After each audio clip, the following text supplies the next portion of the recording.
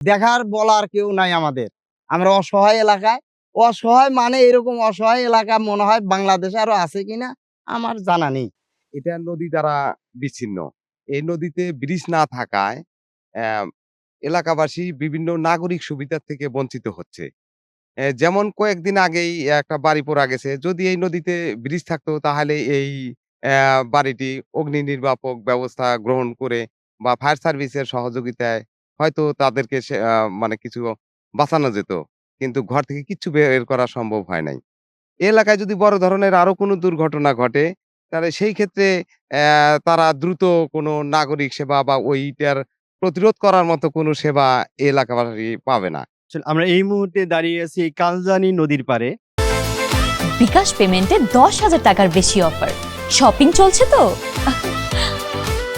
এই নদীটার কারণে ভুরুঙ্গামারী উপজেলার শিলকুড়ি ইউনিয়নের প্রায় 5টা ওয়ার্ড বাংলাদেশের মূল ভূখণ্ড থেকে বিচ্ছিন্ন হয়ে আছে।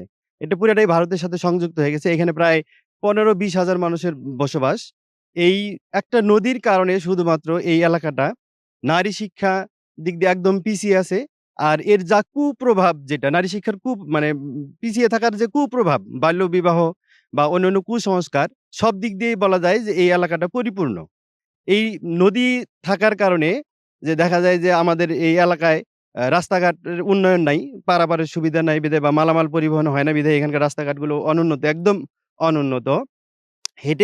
পায়ে হেঁটে চলাচল করা ছাড়া বিকল্প কোনো যানবাহন এখানে নাই।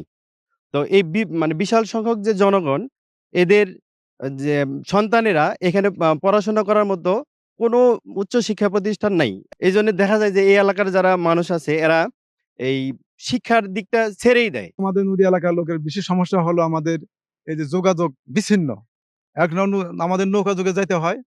আমরা এই যে কৃষিকাজে যে আমরা নিয়োজিত যারা কৃষক আছি, কষ্টের সাথে যে আমরা উৎপাদন করি, এই মালামাল বিক্রি করতে গেলে দেখা যায় আমরা বুরুঙ্গাই হাটে বাজার থাকে আমাদের 1200 টাকা মন ধান, আর আমাদের বিক্রি করতে হয় এখানে 1000 টাকা মন ধান।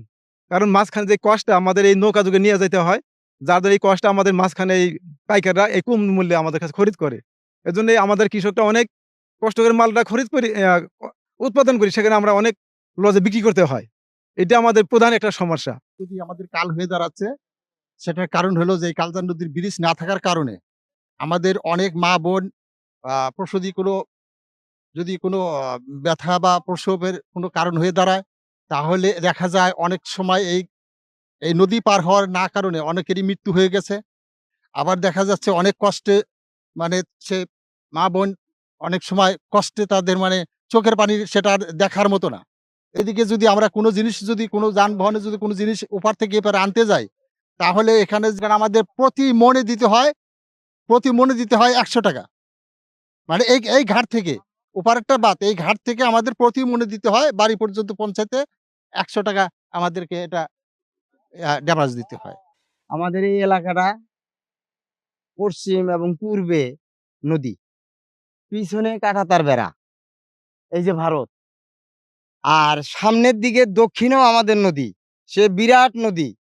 সে নদী পার হইতে গেলে আমাদের অনেক সময় অনেকেরই কান্না বিরা হয়। 10টা বাজলে ঘাট বন্ধ, তারপরে যদি পার হওয়া লাগে নৌকা খুঁজতে খুঁজতে এমন অবস্থা দাঁড়ায়, সেটা রুগী মরা পর্যন্ত অবস্থা। শেষ পর্যন্ত ঘাট পারে কিছু কিছু মারা যায়, ফিরে আইনা মাটি দিয়ে রাখি। আমাদের 3 পাশে নদী, উত্তর পাশে বর্ডার। আমাদের কোনো জায়গায় যদি সমস্যা হয়, আমাদের এই জায়গায় আমরা খুব আতঙ্কে থাকি। আমাদের যাতায়াত ব্যবস্থা খুবই খারাপ।